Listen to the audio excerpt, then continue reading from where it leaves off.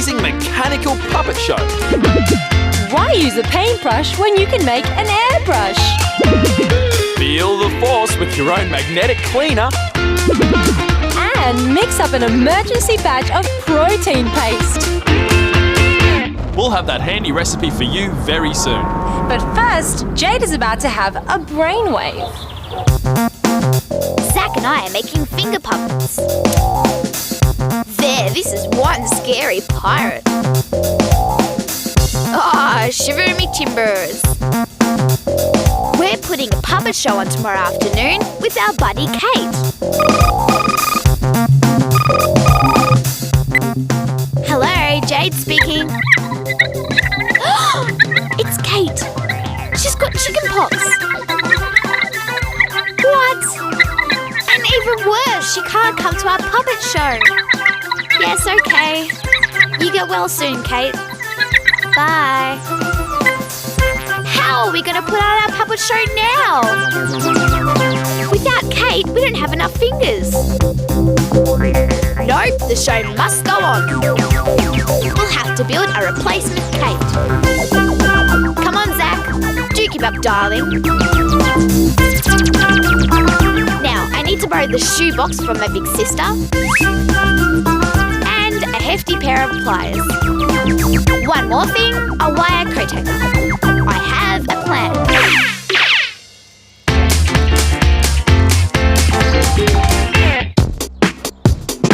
Lara and I are about to paint a masterpiece for the school art show. Hey, the paintbrushes have gone. Oh no, we left them at my house. Don't panic. I have a creative idea. Who needs a paintbrush when you can make an airbrush? Cut a piece of drinking straw about 3 finger widths long and tape it to a piece of stiff card like this. Now roll a piece of paper around a pencil and tape it together to make a tube slightly thicker than the straw. Tape the tube at right angles to the straw. When you blow into the paper tube, the air should flow across the top of the straw. Yep, that's looking good. Now I'll mix up the paint. It needs to be watery so it can flow easily up the straw. Lara looks a bit doubtful about my airbrush, but I think she'll be blown away. There we go. Now check this out. Into the paint and blow really hard through the paper tube. Cool! It works! It's a breath-powered spray gun. Our painting is going to be the most original at the show. The fast-moving air being blown out of the paper tube creates a low-pressure area at the top of the straw. Because higher air pressure is pressing down on the liquid in the cup, the paint is drawn up the straw into the low-pressure area in the airstream. As soon as it emerges from the straw, it gets blown away to become part of the girl's painting. Clever and creative. We're just adding the finishing touches to our painting. There! It's modern, it's messy, and it's definitely a masterpiece. What a great idea! I've got to have a go at this airbrush.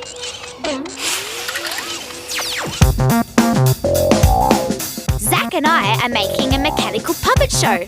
First, we'll straighten out this coat hanger. That's it. Now we can make some new bends in it. A right angle here, another one there, and another one here. Finished. What I've done is make some steps in the wire. One goes up like this, then one goes down, and then another one goes up. Now attach some thin wire to the 3 steps. Twist it round and leave a long end hanging off. Cut a slit into one end of the box. Now we need Mum to make some holes for us. One in the other end of the box and 3 along the side. This is where the thin wire will poke through. Keep cutting out the puppet, Zach. Thanks, Mum. There, 4 holes.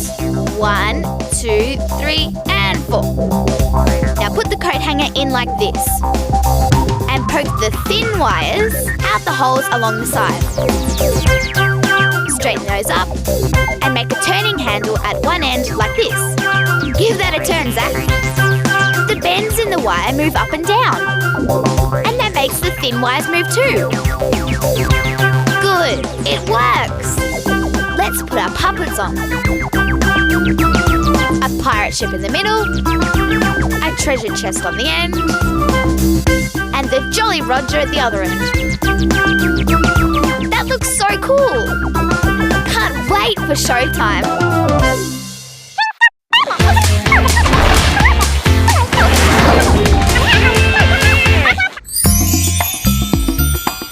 There's so much ice out there. I wonder where all that frozen water goes when it melts. Could it make the sea level go up? I know how I can find out. I'll take this cup of icy slush straight from the backyard and put it on a paper towel. Then I'll top it up with water so the cup is full.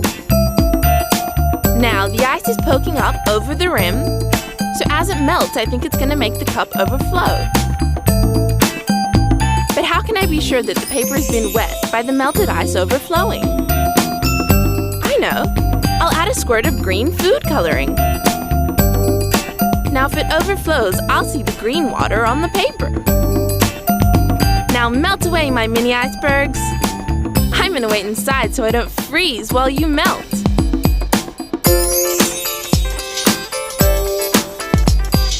That's not what I expected at all. The ice is all melted, but none of it has overflowed. Not a single drop. How did it all fit in the glass? Because ice takes up more space than water, when it melts, it shrinks. All that ice poking over the top fitted back into the cup. Just as well the water level doesn't get higher. If that huge block of ice melted, I'd be in for a very cold swim. Ooh. Oh, I don't like the look of all that ice. Well, here's something you'll find more attractive, Dana. It's Fraser's latest invention. Kimberly and I are on a clean-up mission. Dad said he'd give us all the spare coins in his pocket if we tidied his workshop. But these metal filings from Dad's grinder are the worst. They're so hard to clean up. There's got to be an easier way. Metal filings. Got it.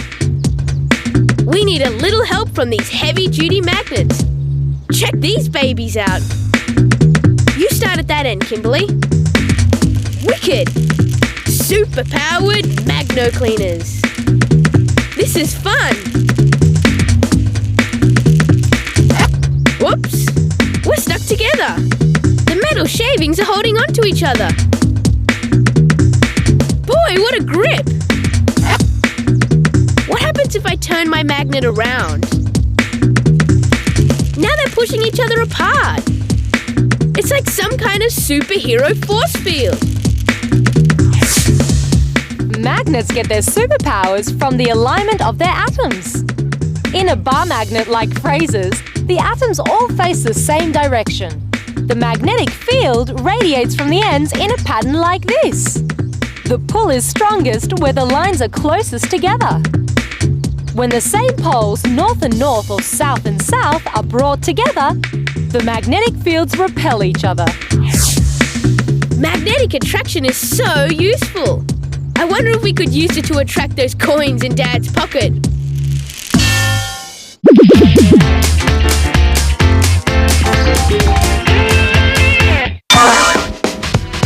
There. That's Mum's birthday present wrapped. I think I'll make her a special card too. No glue. Think, Olivia, think. Got it! 1 pot of homemade glue coming up. I'll start with a glass of milk. Add 2 big spoons of vinegar. And stir that in. Now we wait a minute while the vinegar curdles the milk. That ought to do it. See how the liquid in the milk has separated from the creamy proteins. Now to strain the mixture through a cloth. I just want to keep the lumpy white stuff. put it into a new glass. It's sticky stuff. Now a dash of water and a pinch of bicarbonate of soda. Another quick stir. Listen to that fizzing and popping. My homemade crazy glue is ready to go to work. I'll wipe a little on the back of a strawberry and it sticks perfectly. Milk contains a type of sticky protein called casein. An acid-like vinegar separates the casein from the watery liquid in milk and clumps it together into curd. To turn the lumpy curd back into nice runny liquid, you add baking soda. When the curd no longer has acid in it, it becomes a nice sticky goo of casein protein, a natural glue. There! Mum's Prezi looks great! My homemade glue has gotten me out of a sticky situation. Brilliant! A little scientific know-how can always help you solve a problem. It sure can. Let's see how Jade and Zach solved their puppet problem. Zach and I have built this brilliant puppet machine. Let's give it a try. Yeah, that looks perfect. It's all thanks to my engineering skills. The device the clever puppeteers have made is called a crankshaft. Crankshafts transfer mechanical forces from one direction to another. Crankshafts in car engines transfer the up and down movement of the pistons into rotation to turn the wheels. It's showtime! And our puppet machine is working beautifully. Arr, I'm Pinkbeard the pirate. Time to walk the plank, you landlubbers. Nice job, Zach. And we didn't need Kate after all. Thank you. Thank you, everyone. Bravo! They deserve a round of applause for that clever contraption. We deserve a round of applause too, Taryn, because we've reached the end of another show. See you next time.